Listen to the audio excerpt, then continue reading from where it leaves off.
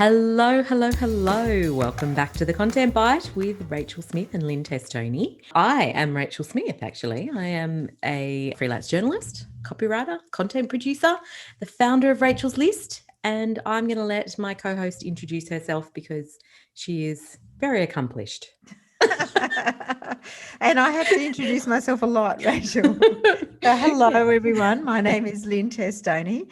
And yes, I'm most importantly Rachel's co-host on the Content Bite. Most importantly, that's the top of your achievements. It I is. don't think so.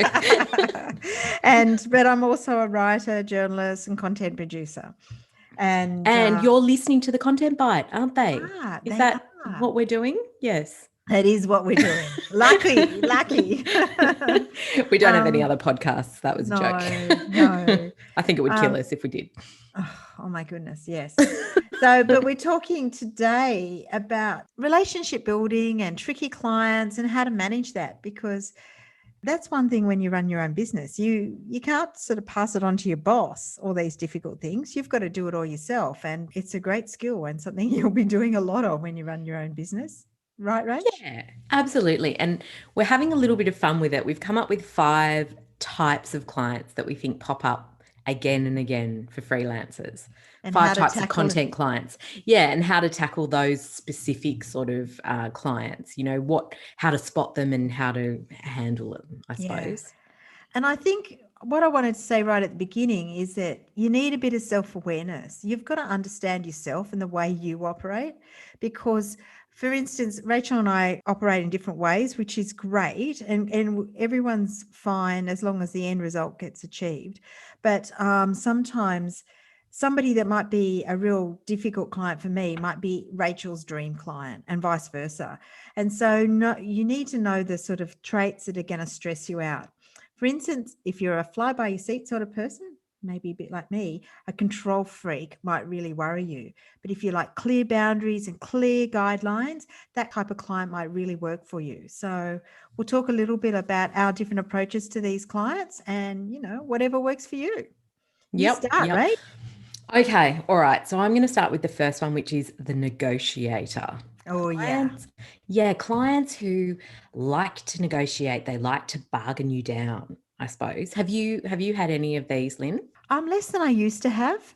I think a lot more people come to me and they expect me to be a little bit more expensive. But what about you? Yeah, look, I had one recently, actually. My quote was high because the scope of work was pretty complex. But he came back and I actually thought he would say no, and I'm going to find another copywriter. But he actually came back and and said, I don't want any of the revisions. Like, I won't be having any of the revisions on the content. So I want it for this price, which was a few hundred less than my quote. And what did you do? Well, it's really interesting having this situation. I ended up knocking $50 off, and then I told him I wasn't able to discount my rates further due to the scope. But if he had budget concerns and wanted a cheaper copywriter, I'd be able to find him someone via Rachel's List. But he accepted that so easily and quickly. And now we're going forward with the project. So it made me just think he just wanted to, get anything off that he could. I don't know. I think with negotiators, it's a game and they just love scoring a win, even a small one. Yeah. Generally, if I know that that's the sort of person, I do tend to overquote, sort of quote more than I normally would. So you have somewhere to go. Yeah, let them negotiate you down. But I also think that those sort of people respect people who stand their ground. I totally agree. Yeah, I got that from this person. Yeah. Yeah, they just give it a go. And sometimes with companies, I've had this a few times, it's helping a junior look better in front of their boss. I have one client that does that. I give them a quote and they come back and say, I've spoken to my boss. And so sometimes I'll negotiate it a little bit if it's a client. I tend to know I go a bit higher with them and then it makes them look good.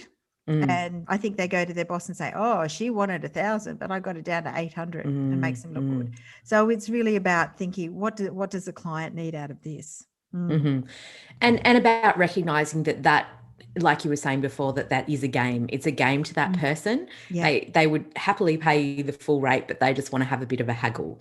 So you could do that if you want to do that. But I think you really need to know that your rates are your rates. And for me, I'm at the point in my career where I have enough work and I'm always prepared to walk if somebody pushes me too far.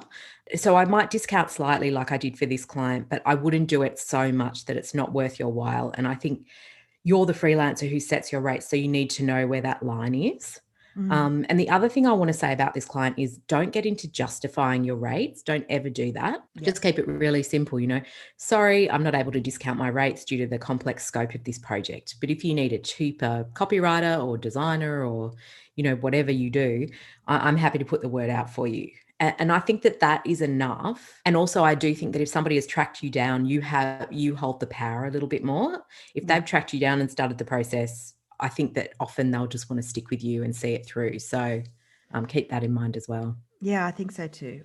I have to say, I've learned this because I'm married to one of these people. A negotiator. A negotiator. And I've seen him in action in stores and, when we're choosing something for the house, and he loves it. It's a game for him. He loves a haggle. He loves a haggle. And if he gets $50 off, or sometimes he'll even get like a free cup of coffee, and he's happy. It's just the game. It's the game. It is. Okay, what's our next tricky content client? Okay, this one is the novice.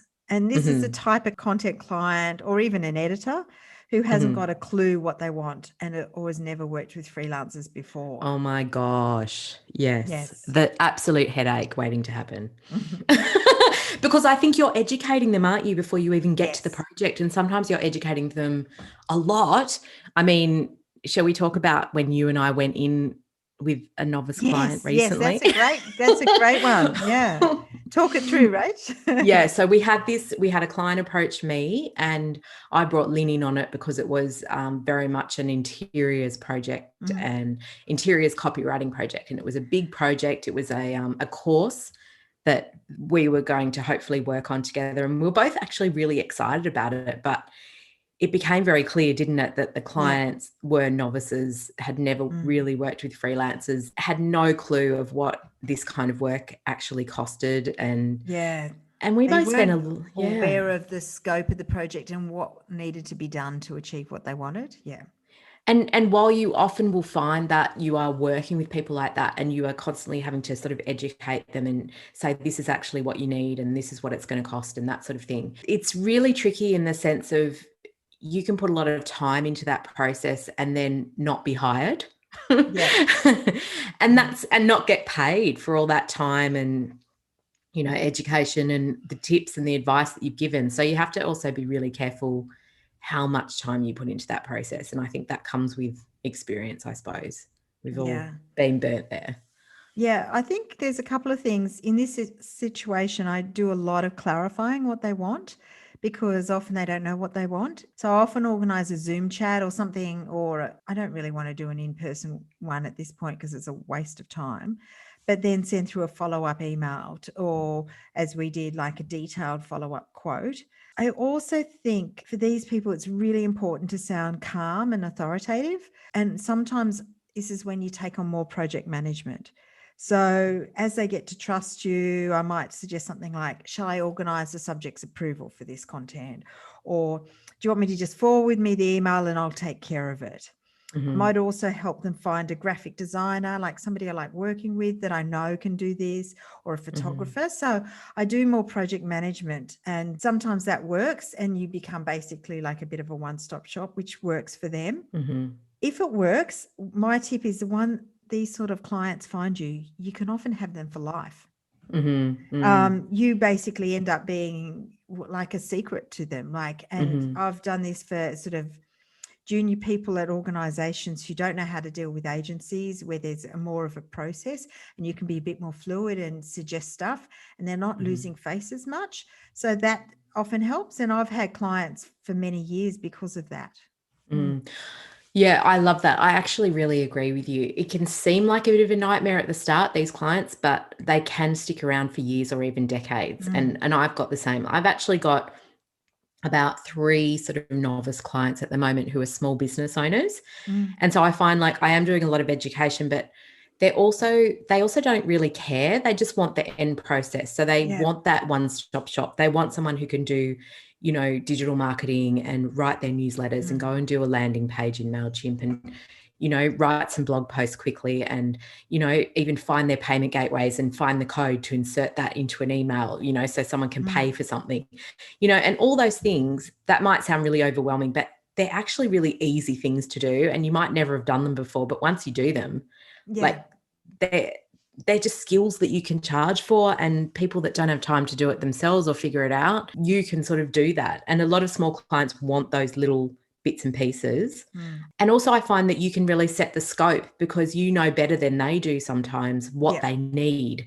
Do they need more sales? How do they get that? Do they need more traffic coming to their website? Do they need SEO? Do they need blog posts? Do they need, a better designed website? And so you can suggest and recommend what you think they need, and watch as their business really blossoms, which can be really gratifying. And it can also get you more referrals, and it can mean you have that client for life. So I just think, maybe it's about, like you say, educating them, having boundaries and that sort of thing. Yeah, at the beginning. And also right at the beginning, I think both you and I mentioned, I don't meet these people, because you end up having coffee with them or something, and you give them 2 hours of your time. Somehow it ends up being 2 hours because they know nothing. That's why I do a Zoom call or a phone call and talk it through. And then you get a good idea if there's a future, because the worst thing is going to a meeting, wasting half a day, and they really either can't afford you or their business is not at a point where they need somebody like you. Yeah, absolutely agree. Okay, we're going to move on to a client that I think you mentioned in the intro, the control freak. Yes. And look, I think it's pretty easy to spot a control freak client. Ugh, that's a mouthful. I think that a lot of them feel like they know their job better than you. So they might say something like, oh, this is only going to take you half an hour. Yes. Or, they completely ignore your processes. So you might have, like, I have a client briefing form that's attached to my website, and they might just completely ignore that and ring you at like 7:00 at night and demand and try and brief you over the phone while you're like in the middle of dinner or something. Or they'll try and micromanage every aspect of the project, or they'll change the scope wildly in the mid-project, or ask for those endless tiny changes. I mean, have you got any red flags about how to spot a control freak client? Usually a control freak, I think they're really common. One of my red flags about this is that they say that they've had other people and they haven't, and you're like the fourth person they've tried, is always a good thing, because other people haven't done what they wanted. Come up to scratch. Oh my God, isn't that a terrifying thing to hear, the pressure? That's never, I mean, it doesn't always end up that way, but I reckon that's probably the biggest indicator. No, that's an indicator that no one's going to be able to fulfill their, expectations, I guess. Yeah, exactly. I mean, the way I handle them is that I just accept them and I do exactly what they want, but I charge them extra, because there's always the pitter, the pain in the ass allowance, because there's always more revisions and they're very demanding. But I never argue with them. I just do it the way they want, even if I think it's wrong. And sometimes, but I do charge them more because they will take more time. And if I like them, and if I think the project's interesting or worthwhile, I'll still do it. Sometimes the other thing about this, it often comes hand in hand with procrastination, that they won't give you something until it's perfect.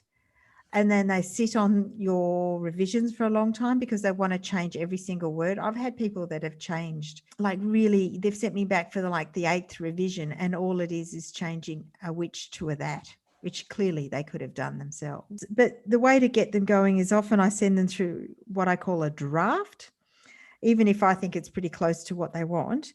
And so they have something to start with and pick apart, and never try. I find trying to get a detailed brief is actually hard. It's better to send them something that they can pull apart. Yeah. That's a good tip.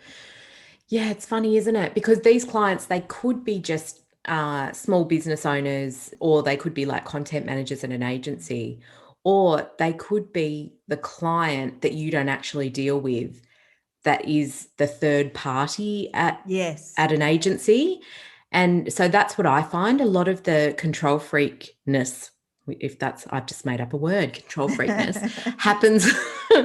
happens once you've filed, and then they've got the 3 lots of client layers dealing with the copy, and then they've got a compliance department, and then they've got, all this stuff that's sort of happening in the background, and then you get this thing that's just been butchered and you have to make changes. So yeah, I guess that's another thing, isn't it? Do you want to be working for those types of agencies or those types of clients if you know that it's going to be such a headache, and the project, you'll have filed, but the project will be coming back to you 2 months later and you'll have to make all the changes then, because which often happens. They're not my favorite, and I've let a few go because of this. Yeah. The other thing is, I have to say that the worst offenders of control freaks are editors. There's a few editors that I've worked with that I like them. They're so particular, and I find that I tend to avoid them, and I don't work for those publications because it's not worth the hassle. I get the byline and that's nice and that's fun, and then I just move on. Same with some clients. Yeah, it's a tricky one. Oh God. So yeah, the control freak, spot red flags. If you don't want to work with a control freak, you'll see the red flags after just one project, or even at the beginning. And if you do take one on, be really firm about how you work and charge for changes beyond the 2 revisions you offer. And if they change the scope, just down tools, requote, and let them know it's going to hold the project up. I just think be aware that there'll be a lot of pushback, and that can be really exhausting. And sometimes it's not worth it. Exactly. Who's our next tricky client? The boundary pusher. The boundary pusher. Whoa, yeah, there's a few. And that's often a bit more like the novice when we start, or even like a control freak when they're just particular. Also, the control freak person does tend to they're so particular all day that they tend to start pulling apart things late at night. I had a client that would pull apart things, and I get things at 10 or 11 o'clock at night. They do blur into one, some of these things. I tend to think that someone who pushes your boundaries, a bit like a control freak client, but more a client who you may have had for a long time and had a really good working relationship with, and the boundaries start getting pushed, down the track sort of thing. So they want things done now. So drop everything, do it now. Or they might ask, it might be a newer client who asks you to write something for free so they can, so they ignore the fact that you're a professional and they want free content so they can decide whether or not they want to hire you. Like, I think that pushes a boundary because it kind of ignores someone's 20 years of, experience and all the clippings that show that they can do the job. Or they might ring you on weekends, or they might ring you after hours, and again, they're not a planner. So everything's always urgent and everything's always an emergency, and you're roped in to deal with it. And I think that with a boundary pusher client, you can often start to feel more like a staff member of their organisation than a freelancer. Yeah, exactly. I think the best thing to do with these sort of people is to ignore everything outside your comfort zone and your allocated work. So I never answer calls on the weekend or late at night. I did have one recently, and she would call me at about 6 o'clock, which is sort of, that's sort of on the edge of my boundaries. And I'd answer it. And then once I did it once or twice, and then I realized it was starting a whole conversation, not finishing it. That's always a sign. And then I just stopped answering her phone calls. And when she got more intrusive, I just sent her an email and said, thank you so much. I'm finished with this project. Maybe we're not a good fit. And I tell you, I've never felt so much better. She also started, I think back to your free content, she started asking for things a bit beyond the scope that weren't too hard at first. Like when I did wrote her website, she then asked me to adapt it into a LinkedIn profile. And I'd already done the about you. Don't mind that. That was pretty easy to do. But then she wanted me to do more on the LinkedIn. And I thought, actually, this is getting outside, the pushing the boundaries. So she wanted you to do those things for nothing, basically. Yeah. So it didn't matter if it's just adapting a paragraph. Happy to do that when I'd already had a big project with her. But then she wanted to do more things. And I think, I guess my strategy is never answer calls. And if I do have a tendency, like if somebody sends me an email or a text, sometimes I will answer it. So with emails, I often answer them, but I don't send them. And the other thing I find, these people who push boundaries, they're never early morning people. They're always late at night people. So, but I'm a morning person. So I find that sending something first thing, so I might do something, I might even write an email late at night, but I'll send it in the morning, give it a read, and I'll send it sort of about 8 a.m. And usually that takes the wind out of their sails because they want to get stuck into it. But in my experience, these people never start until 9 or usually 10 or 11. So doing something early takes the wind out of their sails and puts them on the back foot first. And that's a good way of dealing with them. I don't really use Gmail, but I know that isn't there functionality in there where you can just schedule it to send? Yeah, you can. Yeah. Okay. At a certain time or whatever. Yeah, that's handy. And that's a really good point. Yeah, that's a really good point. So you're essentially training them out of that boundary pushing behavior because you're sending emails within work hours. You're not answering the calls, even though, it might seem urgent or something like that. You just literally have a blanket thing. I don't answer work calls on weekends and I don't answer work calls after 6. So you sort of are retraining them out of that behavior, but you could still keep them as a client if they respect your boundaries. And if they don't respect your boundaries, they're not your client. Because I work the odd weekend, and that's one of the things that I like about working for myself, because I can take a Wednesday off to spend time with my family or to, walk along the beach or do whatever I want. And I don't mind working a Saturday or a Sunday here and there to catch up on work. But they're my choices. They're not somebody else's choices. Yeah. Yep. That's what I do. Okay, we've got one more last tricky client. Who is this? The ghoster. The ghoster. We know about ghosters. Oh my God. I think we wrote a whole blog post about professional ghosting on Rachel's list. We'll put it in the show notes, actually. I'm sure it would probably be a good little addition to this. But anyway, yes. So the ghoster is a kind of client who might say, can you please quote on this? And then they just ignore your quote completely, which drives me round the bend. But I'm a bit of a stickler for professional courtesy. So I think if I put the time into quoting that, they should at least say no, bugger off. It's also the sort of client who drops the ball mid-project, so you can't continue and you can't get paid. That's also annoying too. Yes, definitely. I've definitely had a few of those. I think it's okay if you can plug other work around it. If the client does that, drops the ball, and suddenly the project is halted for weeks or months on end, if you can sort of plug other work around it while you wait for them to come back on the same page, it can work. But not if you work in the sense of you have back-to-back projects and that person's, delays are going to impact on the work that comes after their project. Yeah. That's where it can get very sticky. And I think this is where milestone payments can be useful, where you actually, split. If you suspect that this person is a bit disorganized and is going to ghost you mid-project and piss off for 2 weeks or something, have your milestone projects in place so you still get milestone payments, so you still get paid, and then it's not this massive, payment that you're owed and you can't get them to finish the project. Yes. I think that ghosting is way more stressful if you're at the beginning of your career when you're building up clients. I've met a few ghosters, but they don't worry me as much as they used to because I have so much other work. If it comes in, it comes in, or it doesn't. So I send it. If they never get back to me, I usually follow them up once or twice, but if they don't, I move on. It only stresses me now if I really want the job, like if it's a prestigious publication or a topic I'm really into or something I really want to do to add to my portfolio. And also, really, to sum it up, ghosters don't like delivering bad news. If they ghost you, it's usually because you haven't won the gig. And sometimes that's because you're too much, too expensive. They've found somebody better, but they don't want to tell you in case that person doesn't work out.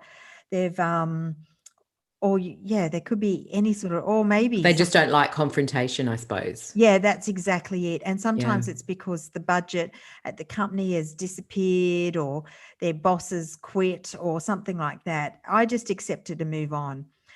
Follow up a couple of times.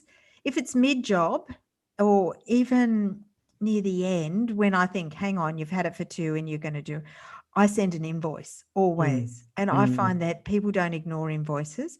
Sometimes that's the impetus for them to say, actually, to come back and say, actually, we did want you to tweak this and that.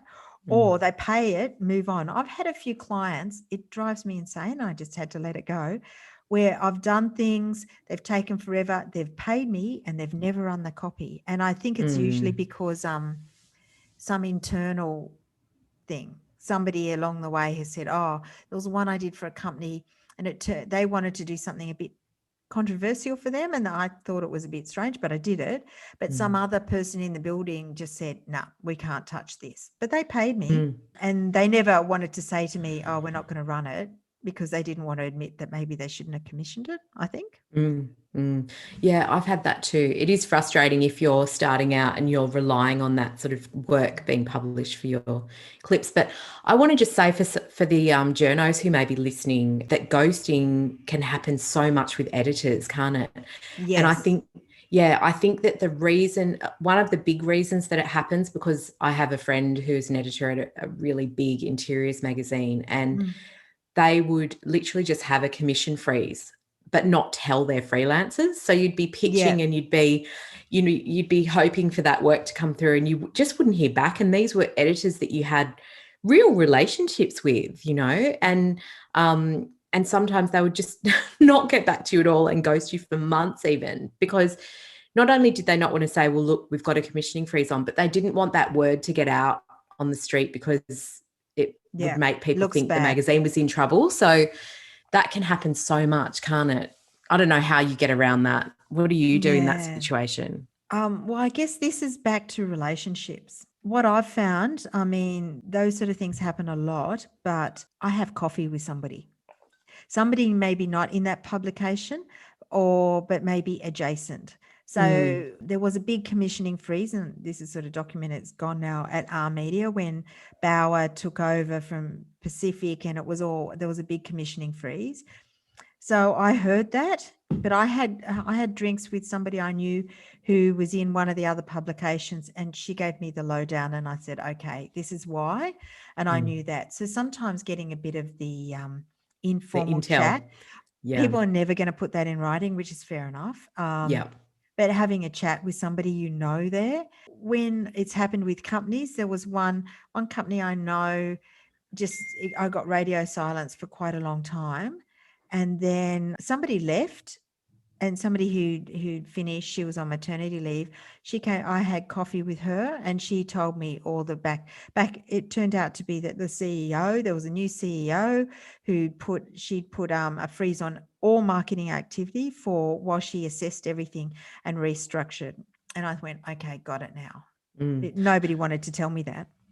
Yeah, I agree. If you have a friend who's high up and you can just kind of go, what's happening on the ground, they will often just tell you on the down low, there's a freeze across, all the weeklies right now. And not even high up. Sometimes it's somebody quite junior, and you just sort of say, but that's about trust. You have to have put in the hard yards to get that person to trust you first. And they think, okay, if you have a chat and it's off the record, you say, there's something going on. I'm feeling something. Is there something I can do? Yeah. And they usually say, actually, it's not you. It's everyone. This is what's happening. And then you go, okay, got it. Yeah. So ghosting. Exciting. Yes. And usually it's important not to take it personally. It's very rarely about you. It's so true. It is very rarely about you. But because we're, all operating in this vacuum and sitting at home, we can freak out about these things and spiral and get anxious and think it is about us. And most of the time, we think people are thinking about us way more than they actually are. I think it's important to remember that. Yes. Yeah, exactly. It's not about us. Yeah. So on that lovely note, that brings us to the end of the show for this week. And I hope that's helped a few of you out there dealing with tricky content clients who pop up all the time. But if you'd like more scripts on how to deal with these types of freelance situations, our 25 scripts ebook is available in the toolkit at Rachel's List. And for the next week, you can grab 30% off that ebook with the code BYTE30. BYTE. Oh, BYTE 30. Yeah. Yes. Yeah. That's great. I think these things happen, and I think as you get further into your career, get more confidence, it gets a lot easier too. It does. And next week, we've got a fantastic guest on who's going to talk to us all about Google My Business for freelancers. Oh, yes. I'm really excited about that one. Yes. So much to learn about that, and it's such a useful tool. Yeah, amazing. So stay tuned for that, and we will see you all next week. Okay. Thanks a lot. Bye. Bye.